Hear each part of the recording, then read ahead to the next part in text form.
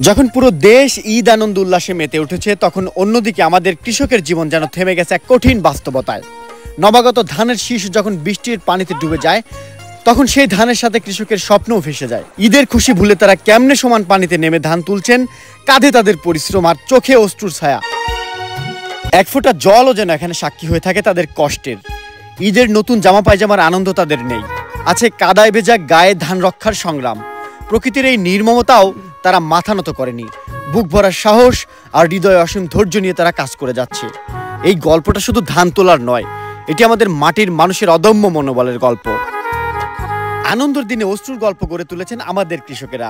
ঈদের খুশির বদলে তারা হাতে কাদায় মাখা ধানের গুচ্ছ, কোমর পানিতে দাঁড়িয়ে দিনরাত পরিশ্রমে ভেসে যাচ্ছে শরীর। তবু হার মানেনি তারা। প্রতিটা আটি ধানের সাথে মিশে আছে তাদের রক্ত, ঘাম আর স্বপ্ন। এই দৃশ্য দেখলে বুকটা কেঁপে ওঠে। একদিকে শহরের রঙিন বাতি, অন্যদিকে গ্রামের জীবন যুদ্ধের অন্ধকার।